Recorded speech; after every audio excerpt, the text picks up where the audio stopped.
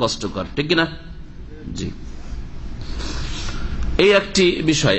আর একটি বিষয় স্ত্রীর সাথে সম্পর্কিত। ওয়াস্তাউসি বিন নিসাই খায়রান, নবী সাল্লাল্লাহু আলাইহি ওয়াসাল্লাম বলছেন, তোমরা নারীদের সম্পর্কে কল্যাণের ওসিয়ত তলব করো। ইস্তাউসুর শাব্দিক অর্থ কল্যাণের ওসিয়ত গ্রহণ করো আমার কাছ থেকে। যেন নবী সাল্লাল্লাহু আলাইহি ওয়াসাল্লাম বলছেন, আমি তোমাদেরকে ওসিয়ত করছি, উপদেশ দিচ্ছি নারীদের ক্ষেত্রে, স্ত্রীদের ক্ষেত্রে তোমরা উত্তম উপদেশ নারীদের ক্ষেত্রে গ্রহণ করো আমার কাছ থেকে, আর তাদের সাথে সদ্ব্যবহার করো। কেন? ফাইন্নাহুন্না খুলিকনা মিন দিলাইন, কারণ তারা বাঁকা হাড় থেকে সৃষ্টি হয়েছে। ফাইন্নাহুন্না, নারী জাতি বাঁকা হাড্ডি থেকে, নারী জাতিকে কি করা হয়েছে? খুলিকনা, পয়দা করা হয়েছে, সৃষ্টি করা হয়েছে। বাঁকা হাড্ডি কোনটি? হ্যাঁ, পাঁজরের হাড্ডি। আর পাঁজরের হাড্ডি গুলো বাঁকা আছে, কিন্তু যত ওপর দিকে উঠবে তত বেশি বাঁকা হবে। তো ওপর দিকের যে পাঁজরের হাড্ডি আদম আলাইহিস সালামের, সেই হাড্ডি থেকে সৃষ্টি করা হয়েছে মা হাওয়া আলাইহিস সালামকে। এই জন্য এই হাদিসে বলা হয়েছে। এই কথাই ভাষ্যকারগণ এই হাদিসের ব্যাখ্যা বলেছেন, ওয়াইন্না আওয়াজা শাইইন ফি যিলাই আলাহু, আর পাঁজরের হাড্ডিগুলির মধ্যে সবচাইতে বেশি বাঁকা ওপর ভাগের হাড্ডি, আলাহু, ওপরের হাড্ডিটি। ফাইন যাহাবতা তুকিমাহু, এখন বাঁকা হাড্ডি যদি থাকে আর সেটাকে যদি ধরে বলেন সোজা করবো, তো কি হবে? ভেঙে যাবে। হ্যাঁ, ভাঙবে না? বাঁকা জিনিস ভেঙে যাবে। ফাইন যাহাবতা তুকিমাহু, সেটাকে যদি সোজা করতে চাও, যে বাঁকা হাড্ডিকে মানে স্ত্রীকে আমি সোজা করে ছাড়বো, আরে স্ত্রী জাতি সোজা হয় না। যারা বিবাহ করেন তারা অনেকে এরকম কল্পনা জল্পনা করে, বন্ধু বিয়ে করেছে, তারপরে স্ত্রীকে নিয়ে একটু অশান্তিতে আছে, আপনি ঠিক করতে পারেন না, আপনি কাপুরুষ, আমাকে দেখেন রাতারাতি ঠিক করে দেবো একবারে। হ্যাঁ, রাতারাতি ঠিক করে দেবো, এসব কল্পনা জল্পনা অনেকে করে। শোনেন, ঠিক করতে গেলে কি হবে, ওই রকম গায়ের জোরে ঠিক করলে কি হবে? গায়ের জোরে ঠিক করেন না, আপনি উত্তম আচরণের জোরে ঠিক করার চেষ্টা করবেন, গায়ের জোরে নয়। হ্যাঁ, চাপ সৃষ্টি করে, হ্যাঁ একবারে বাই ফোর্স না, এরকম। যদি তাকে সোজা করতে যাও ওই বাঁকা হাড্ডিকে, কাসার তাহু, তাহলে তাকে কি করবে? ভেঙে দেবে তুমি। ওয়াইন তারাকতাহু লাম ইয়াজাল আওয়াজ, আর যদি বলো যে সোজাও করতে যখন পারবো না তো ছেড়েই দেবো, কিছুই করবো না, কিছু বলবো না, তাহলে কি হয়ে যাবে?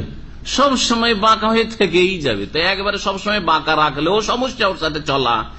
আর যদি জবরদস্তি সোজা করতে যাও তাহলে ভেঙে যাবে, আর ভেঙে যাওয়া হচ্ছে তালাক হয়ে যাওয়া। হয় তালাক দিয়ে বিদায় করতে হবে, হ্যাঁ, স্ত্রী হারা হইতে হবে। আর না হইলে যদি বলো যে আমি কিছু বলবো না, ভাই যা পারবে তাই করুক, হ্যাঁ, ওর মতো চলুক, আমি আমার মতো চলছি, আদা খাবে স্বাদ পাবে, তাহলে দাইয়ুস হয়ে জাহান্নামে যাবেন, দাইয়ুস হয়ে জাহান্নামে যাবেন। তাহলে দুটোই সমস্যা। তো ইসলাম কোনটা?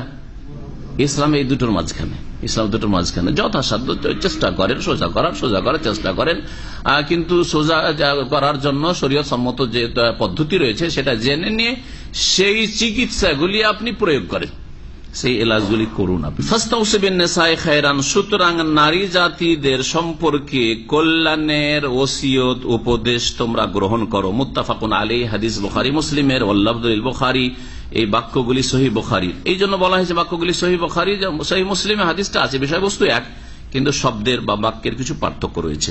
ওয়ালে মুসলিমিন, সহিহ মুসলিমে আরো অতিরিক্ত রয়েছে, ফাইন ইসতামতাতা বিহি ইসতামতাতা বিহা এওয়াজ, যদি তুমি স্ত্রী সম্ভোগ করতে থাকো, স্ত্রীর দ্বারা তুমি লাভবান হইতে থাকো, যে আমার স্ত্রীর প্রয়োজন রয়েছে, আমি শারীরিক চাহিদা পূরণ করছি, আমার পারিবারিক চাহিদা পূরণ করছি, আমার ছেলে মেয়ে প্রয়োজন, তার চাহিদা পূরণ হচ্ছে, ছেলে মেয়ে হচ্ছে, আমার বাড়ি সংসারের কাজকর্ম হচ্ছে, আমি বাড়িতে গেলে খাবার দাবার প্রস্তুত হয়ে থাকছে, প্রয়োজন এগুলি ইত্যাদি বিভিন্ন রকমের প্রয়োজন রয়েছে স্ত্রীর। তো যদি তুমি স্ত্রী থেকে লাভবান হইতে থাকো, ইসতামতাতা বিহা এওয়াজ, তার মধ্যে বাঁকাপোনা থাকবে, ওই অবস্থায় তোমাকে কি করতে হবে? লাভবান হইতে হবে, তাতে থেকে উপকৃত হইতে হবে, তাতে থেকে তোমার স্বার্থ হাসিল করতে হবে, তোমার গরজ পুরা করতে হবে।